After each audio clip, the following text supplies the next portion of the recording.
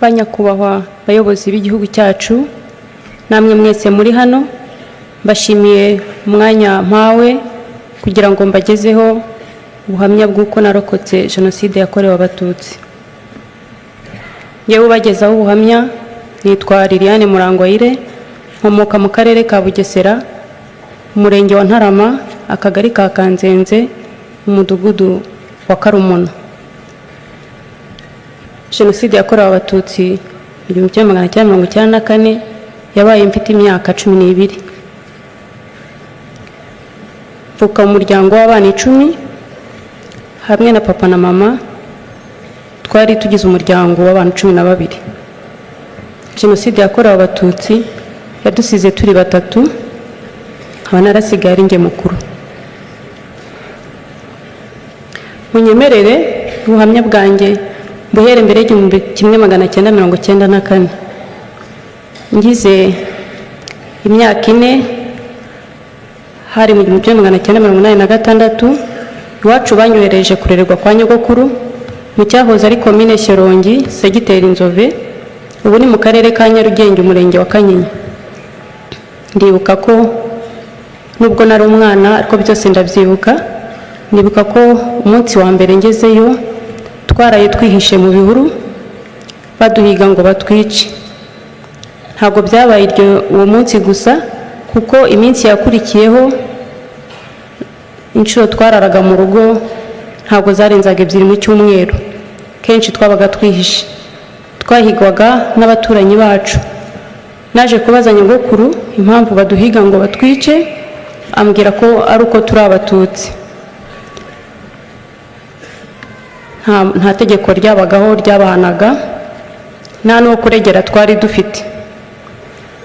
Kandi naje kumenya ko icyatizaga umurindi abo baturanyi bacu baho ngaho, hari hatuye umunyamabanga mukuru wa Muvoma witwaga Habimana Bonaventure.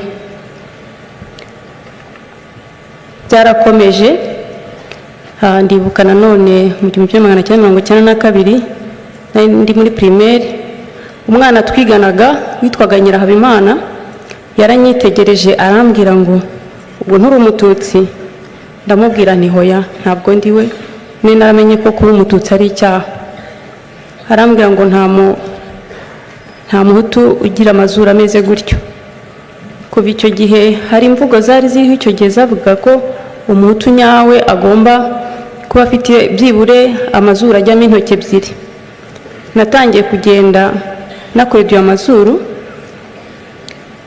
byaba ngombwa nkajya mpimamo intoki zanjye kugira ngo batabona ko ndi Umututsi. Ndibuka kandi nanone muri 1992 nari naratashye iwacu mu biruhuko mu Bugesera. Igihe cyo gusubira ku ishuri kigeze, hari haramaze kujyaho itegeko rivuga ko nta muntu wemerewe gutega imodoka adafite urwandiko rw'inzira cyangwa se laissez-passer uyu munsi dukoresha tujya mu bihugu by'amahanga. Icyo gihe yakoreshwaga umuntu ava mu karere ajya mu kandi. Hageze rero ko papa nsubiza ku ishuri, ntabwo twari kubasha gutega imodoka tudafite urwandiko rw'inzira. Yaranyitwaje ajya kuri komine kunsabira urwandiko rw'inzira. Tugezeho kugira ngo baruduhe, babwiye abapolisi ngo nimugifate mu gifungi. Baramusohokanye, nanjye musohoka impande, ngenda mufashe ipantaro. Tugeze ku muryango wa kasho, baravuga ngo ntabwo tugifungana n'iki cyana cyacyo, umukire kure gitahe. Twari twarabaye ibintu, ntabwo twari abantu. Twatashye nta kintu baduhaye. Icyo gihe navuye mu Bugesera n'amaguru, ngiye Shyorongi n'amaguru. Byarakomeje. Nanone ikindi nibuka mu 1992 ndibuka ko hari igihe papa baje kumutwara abasirikare bamujyana aho wabaga, baramukubita bamugira intere. Ibyo byose byari gukomeza kudutoteza. Mu 1993 nari nkiri kwa nyogokuru. Bya bitero byazaga, noneho byaraje hari mu kwezi kwa 6 baradusenyera inzu, barayisenya uwo munsi bayishyira hasi, amatungo barayarya, ibintu barasahura. Ubwo twari twihishe n'ubundi, ariko icyo gihe baratuvumbuye baratwirukankana, ariko tugira amahirwe ntibadufata, bahita basubirayo bajya gukora ibyo mbanze kubabwira. Urugo rwa nyogokuru rwabaye itongo gutyo. Nahise nkomariza iwacu mu Bugesera njya kubayo, ntabwo byatinze, itariki 7 z'ukwezi kwa 4 1994 yarageze. Ndibuka ko twari twaraye dutaramye n'umuryango mugari tunezerewe nta kibazo, ariko mu rukerera rwo ku itariki 7 mama afunguye radiyo yumva harimo musique classique, yakurikirwaga n'itangazo rivuga ngo umukuru w'igihugu yitabye Imana kandi nta muntu wemerewe gusohoka mu rugo. Twese twahise dukanguka aho twari turi ko twarabyumvise, ubwoba buradutaha, turatitira, nta maguru ntiyafataga hasi, umubiri waratitiraga, buri wese aho yari ari. Dutegereza ikiri bukurikire. Umunsi bwarije buracya, ku itariki ya 8 saa 5 z'amanywa nibwo igitero cyaje mu rugo, buri wese yirukanse ukwe. Ariko mukuru wanjye wari uhetse umwana we nakurikiraga n'umwana w'unkaga, bo bahise babica, ndetse na murumuna wanjye wankurikiraga baramutemye, ariko ntabwo yapfuye. Ubwo njyewe nirukanse ngana ahantu hari ifamu y'umugabo witwaga Secyavu, yari umucuruzi, we ntabwo yahigwaga, twari tumenyereye ko yari inshuti y'iwacu. Ngereho nirutse nganayo, cyakora ngezemo nahuriyemo na papa na mama na bakuru banjye babiri n'umwana wari ucutse. Ako kanya tukihagera, abakozi bakorera uwo mugabo mu ifamu bahise bamubwira ko abasirikare bamenye ko hari abantu bahahungiye, ko bagiye kuza kuhabicira. Umugabo yahise adushyira mu modoka adukura mu Karumuna tujyana i Nyamata. Mu Karumuna habaga interahamwe nyinshi cyane, turagenda tugeze hariya urenzera Paris Nyamata, utaragera Nyamata mu mujyi hari agashyamba hafi y'ibitaro bya DPR. Arahagarara aratubwira ngo ntabwo azi uko imbere bimeze, ngo nitwihangane tuviremo aho turebe ko twagera ku kiliziya. Arakata asubirayo. Papa rero yaravuze ati n'ubundi imbere nyine ntabwo tuzi ko hameze, kadusubira inyuma. Twasubiye aho bita kuri Arete, niho nyogokuru bari baramwimuriye, tujyayo. Ndibuka ko akimbona yambwiye ati we ntaho uzajya, uzawo kubara inkuru. Twaraye aho ngaho, ngo turi kumwe n'umuryango nk'uko nababwiye, twahagurutse tuhasanze nyogokuru na marume Musonerano n'umwana wa marume n'undi musaza wahabaga, turaye aho. Buke mu gitondo, ubwo bibaye ku itariki 9. Ku itariki 9 papa amenya ko abandi batutsi baho ngaho bose bahungiye mu ishyamba ry'Ikayumba, ati natwe reka dusanga abandi. Turagenda tugera i Kayumba dusanga hari impunzi nyinshi cyane. Papa arahitegereza ati ahangaha ntabwo twahaguma. Byari bimaze kuba nka saa 4, saa 3 n'igice gutyo. Turakomeza tujya ku kandi gasozi biteganye, hirya yaho kitwa Karambi, hari urusengero rwa DPR, naho tuhasanga impunzi nyinshi zaturutse mu bice byo kumurama. Hanyuma ariko tukiva i Kayumba aho igitero cyaraje kica ba bantu bose tuhasize, hafi ya bose barabishe. Dutegereza ko twe tugerwaho, uwo munsi ntibatugeraho. Buracya ku itariki 10 mu gitondo nanone kare baratumva ibitero biraje, ariko uwo munsi byiriwe bihiga abantu mu ishyamba ry'Ikayumba, bivumburamo abantu babica, induru zivuga ku musozi n'amasasu. Uwo munsi nabwo ntibatugeraho ku rusengero rwa DPR Karambi. Burira buracya ku itariki ya 11, noneho igitero cyaje kirombereje kije aho twari turi kuri urwo rusengero. Papa cyumva induru n'amasasu ati mureke tugende. Twe twahise twiruka tumanuka agasozi gahari tugaruna hafi y'igishanga cya Nyirarukobwa, ariko tugeze mu nzira mama aravuga ati ndananiwe, mureke duhagarare natwe batwice, naho guhungira dufite. icyo gihe twarahagaze dutegereza ko tugerwaho, tukajya tubona inkomere zidusanga aho turi batemye, ariko ntabwo batugezeho. Buracya ku itariki ya 12 nanone byari byaramenyereye buri gitondo bazindukiraga ku murimo wo kuza kwica. Nanone twumva induru n'amasasu, turongera tuva aho twiruka tumanuka noneho mu gishanga cya Nyirarukobwa. Twiriwe turundabunda mu bihuru byaho, niko ku musozi hirya no hino bavuza induru, niko bavumbura abantu, niko abo barasa, abo batemye. Twirwa tubunze, ariko uwo munsi nabwo ntibatugeraho. Burira bigeze nka saa 12 n'igice, papa atari ko numvise ko abandi bantu benshi bashoboye guhungira ku kiliziya cy'Intarama, mureka ariho tujya, kandi ngo bariyo bari kubasha kwirwanaho. Iryo joro twagiye Intarama ku kiliziya, bucyari ku itariki 13. Ku itariki 13 nabwo ibitero bikomeza kuza Intarama, naho abantu bakirwanaho. Buracya none ku itariki 14 bikomeza gutyo. Ku itariki ya 15 z'ukwezi kwa 4, ubwo turacyari mu kwezi kwa 4, nibwo noneho imperuka y'abatutsi benshi bari ku kiliziya yageze. Itariki 15 isaha saa 5 igitero cyaraje gikomeye kinjira ku kiliziya, kica abantu, bisha abantu nabi.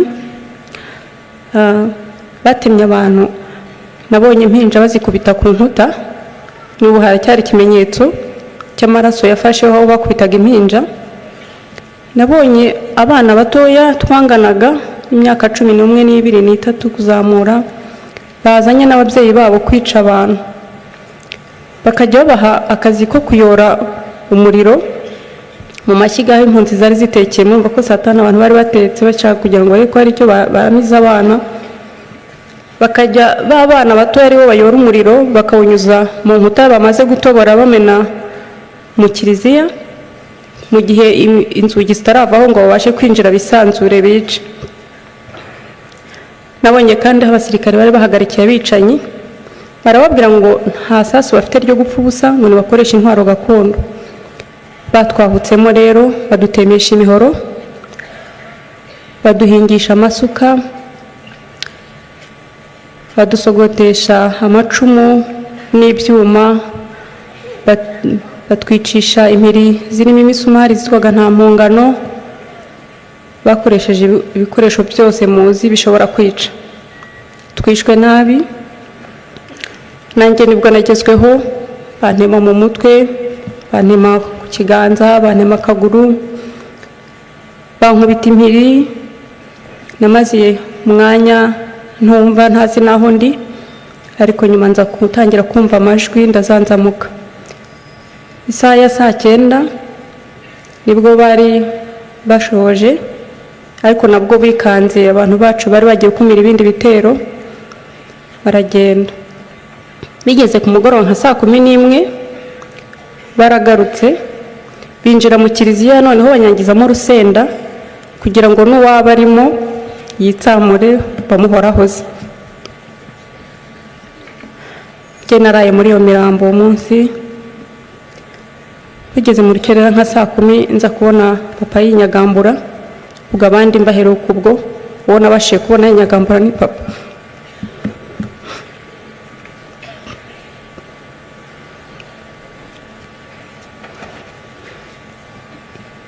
Naramubwiye ngo ntabwo nshaka gupfa.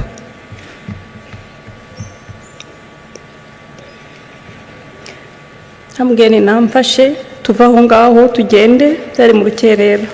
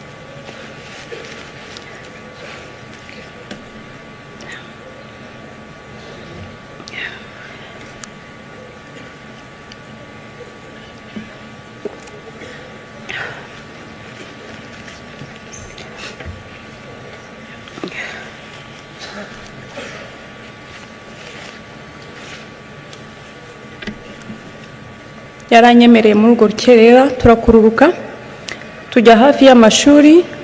Abari babashije guhonoka mu kiliziya bari bafite imbaraga niho bari baterariye, n'abari bagiye mbere y'uko kiliziya bahagera. Ubwo byari baye ku itariki ya 16. Ibitero ntabwo byahagaze, nta gahenge baduhaga, baragarutse abantu bakomeza kwirwanaho, ariko bikaba iby'ubusa, bakica abantu.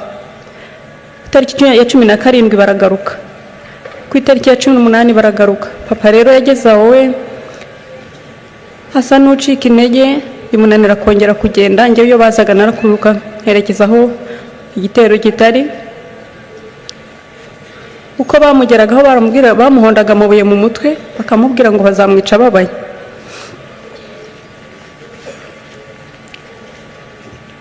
Ku itariki ya 19 noneho haje igitero simusiga. Bari bagiye guhuruza ikigo cya gisirikare cya Gako, bavuga ko aho ku mashuri harimo inkotanyi bafite n'imbunda. Ku itariki 19 bazanye igitero, bazana amabisi yuzuye abasirikare n'interahamwe. Abantu birwanaho bazi ko ari bisanzwe, ariko baraneshwa. Icyo gihe bishe abantu benshi cyane. Papa nawe nibwo bamuhorahoje. Icyo gitero cyarakomeje, dukomeza twisunika duhunga, umuntu yabaga afite aho ahungira. Ndibuka ko aribwo nageze mu gifunzo, igifunzo cy'icyugaro aho twita muri Senite. Igifunzo nakigezemo nge sinongeye kukivamo.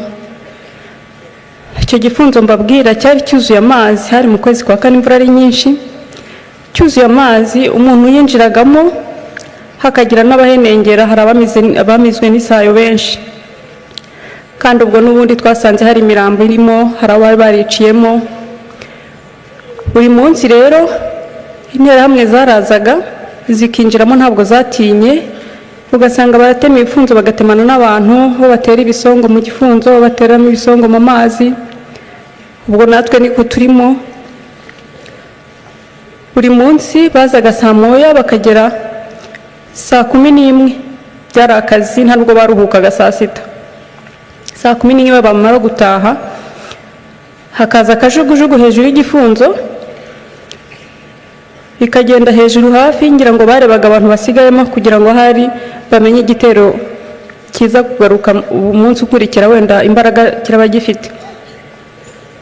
Byarakomeje, murumva ahantu twabaga abantu baraboreyemo, yaba imirambo ya kera, yaba ari imishyashya.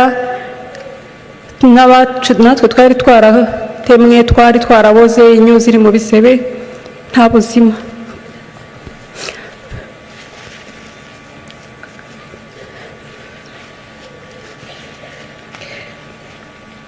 Twabayeho gutyo, ariko ku itariki 14 z'ukwezi kwa gatanu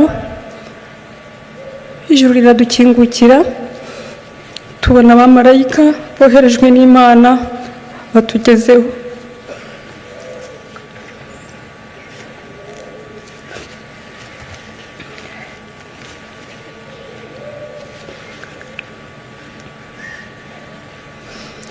Izo ni inkotanyi mvuga zo kabyara. Abenshi ntabwo twemeye gukora ibyo, twari twarakiriye gupfa, haburaga umunsi gusa. Ariko batugezeho baratubwira bati nimuhumure ntimugipfuye. Buri muntu bamugezeho. Njyewe ubwanjye umusirikare yangezeho yikura umwenda yari afunze mu nda, ntabwo nari nkibasha kugenda, arampeka anzamukana agasozi. Hari agasozi gahari tujya twibuka ku itariki ya 30 z'ukwezi kwa kane, abazabishobora bazahagere barebe ukuntu hateye ubwoba. Anzamukana ku gasozi, arantwara ametse, hangeza aho twita ku muhanda wa leta. N'uyu muhanda munini ujya Nyamata wari igitaka, mu gasantere kitwa Kariyeri, aho bari bateguye imodoka zishobora gutwara abantu bakomeretse cyane. Nuko nanjye banshyira mu modoka bantwara i Nyamata, aho bari bateguyeho gutangira kutuvurira ibikomere. Mwarakoze.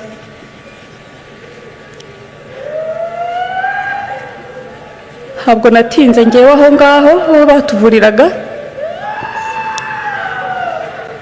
Inkotanyi zifatanyije n'umuzungukazi Maria Pia Famfani yari inshuti y'u Rwanda,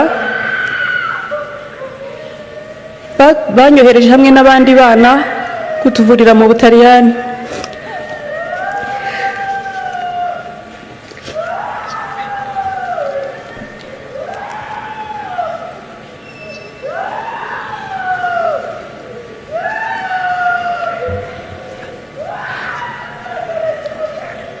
Twagiye mu Butaliyani baratuvura. Ndashimira igihugu cyacu ko bakomeje kudukurikirana kuva tugezeyo, ndetse tumaze gukira neza badufasha no kugaruka nubwo hari abandi bahezeyo. Twaragarutse tugera mu gihugu dusanga baraduteguriye buri kimwe cyose. Njye nibwo namenye ko hari barumuna banjye babiri bahari barokotse. Ntangira ubuzima rero nabo, ubuzima butari bworoshye ariko nanone bworoshye kubera ko ubuyobozi bwari bwarateguye buri kimwe. Mu kubaka igihugu bushya no kubaka abanyarwanda, ntabwo imfubyi zibagiranye, bazigize iza mbere, zihabwa amashuri ziriga. Nanjye rero nishyuriwe amashuri yisumbuye ndetse na kaminuza n'ikigega FARG cyafashaga abatishoboye. Ubu ndishimira ko ndi umwe mu babasha gutanga umusanzu mu iterambere ry'igihugu cyanjye. Ntabwo narekeye, nakomeje gutekereza ku mateka mabi nanyuzemo, nza kwiyemeza kwandika igitabo gikubiyemo ubuhamya bwanjye burambuye, ariko kinarimo urugendo rwo kwiyubaka, icyizere no kwihangana byangejeje aho ngeze ubu ngubu. Byose mbikesha imiyoborere y'igihugu cyacu. Narashatse, mfite umugabo n'abana 4, turi umuryango mwiza kandi unyuzwe.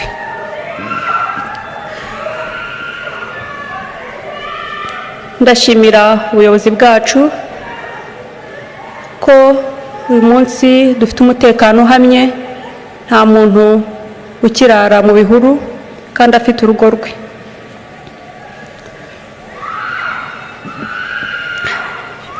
Ndashimira kandi ubuyobozi ko buri gihe mutuba hafi, cyane cyane no mu bihe nk'ibi twibuka abacu bazize Jenoside yakorewe Abatutsi. Biradukomeza nk'abacitse ku icumu, nk'abarokotse Jenoside yakorewe Abatutsi. Mwaduhaye ijambo mu ruhando rw'amahanga, tuzakomeza kubumbatira ubumwe bw'Abanyarwanda, twirinda icyakongera kuducamo ibice kugira ngo tutazongera gusubira mu mateka twanyuzemo. Tuzatoza abana bacu gukomeza kubumbatira ubwo bumwe nk'uko mubidutoza. Ndasoza mbashimira kandi nshimira Imana yo yabidushoboje, ndayibaragije